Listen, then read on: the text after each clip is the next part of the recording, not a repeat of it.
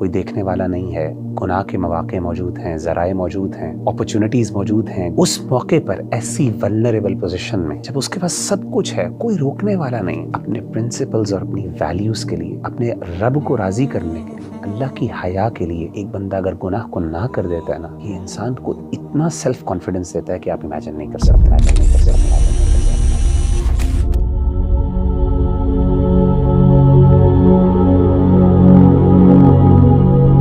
صحابہ کرام اور ہمارے جتنے بھی انبیاء کرام آئے ہیں، ان کے اندر نا ایک بڑا امیزنگ قسم کا سیلف کانفیڈنس تھا، خود اعتمادی تھی، اور بڑے بڑے بادشاہوں اور بڑے بڑے دنیا دار لوگوں کے سامنے وہ حق کی آواز بلند کرتے تھے اور حق کی بات کہنے میں ہچکچاتے نہیں تھے۔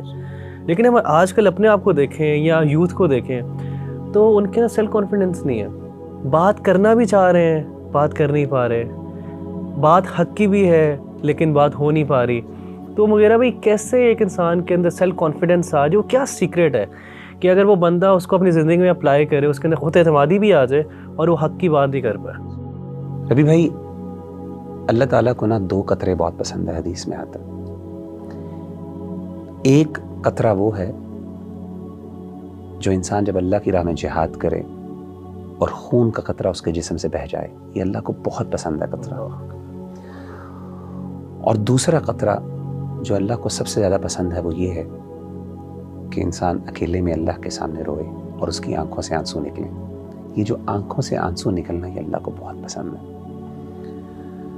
میری نظر میں سیکرٹ جو ہے نا خود اعتمادی کا، اور ایسا کانفیڈنس کہ جس میں انسان سمجھے کہ میری سامنے بادشاہ بھی کچھ نہیں ہے، انسان اپنے آپ کو اتنا بڑا سمجھے، یہ تبھی ہوتا ہے جب انسان کی خلوت پاک ہو جائے، انسان کی آئسولیشن پاک ہو، یعنی دروازے بند ہو گئے ہیں، پردے ڈل گئے ہیں، کوئی دیکھنے والا نہیں ہے، گناہ کے مواقع موجود ہیں، ذرائع موجود ہیں، اپرچونٹیز موجود ہیں گناہ کی، لیکن انسان اللہ سے حیا کھا لے، اسے اس بات کا احساس ہو کہ میرا رب مجھے دیکھ رہا ہے، اس کو اپنے آپ سے شرم آئے، اپنے آپ کو دیکھیں۔ ہر بندہ چاہتا ہے اپنے آپ کو اچھا دیکھنا، کوئی بندہ برا نہیں دیکھنا چاہتا۔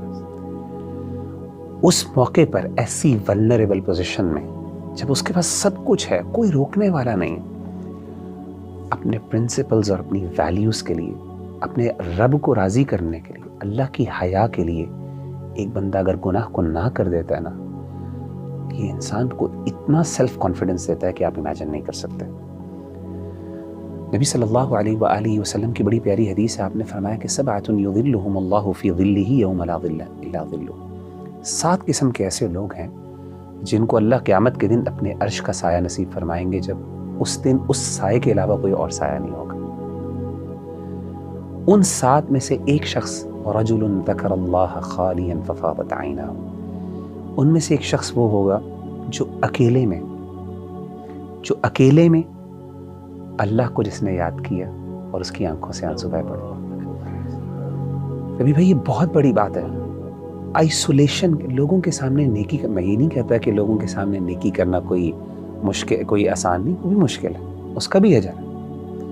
ظاہر ہے انسان کی کچھ نیکیاں ایسی ہیں جو ایک سوشل سیٹنگ میں ہوتی، لیکن اصل انسان کے کردار کا پتہ چلتا ہے جب انسان اکیلے ہوتا۔ میں بتاؤں، اور میں سمجھتا ہوں کہ کسی بندے کا اصل تقوی اور اصل کردار تبھی جج ہو جاتا ہے جب وہ بندہ اکیلا ہوتا ہے۔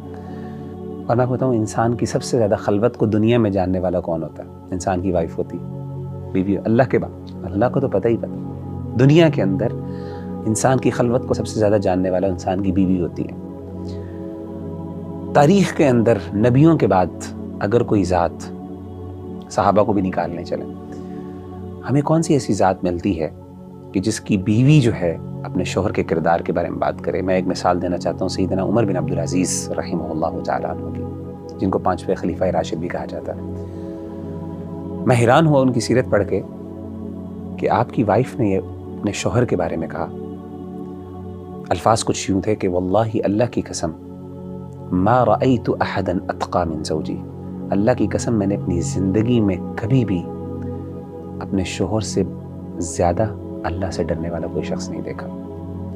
امیجن کریں، ہن لباس لکم وانتم لباس لہن، کہ بیوی آپ کے بارے میں یہ کہہ رہی ہے کہ میرا شوہر کی جو نیکی ہے آپ امیجن نہیں کر سکتے. یعنی کوئی ہرڈل نہیں ہے, کوئی روکنے والا نہیں ہے. یہ ایک تقوی کا معیار ہے.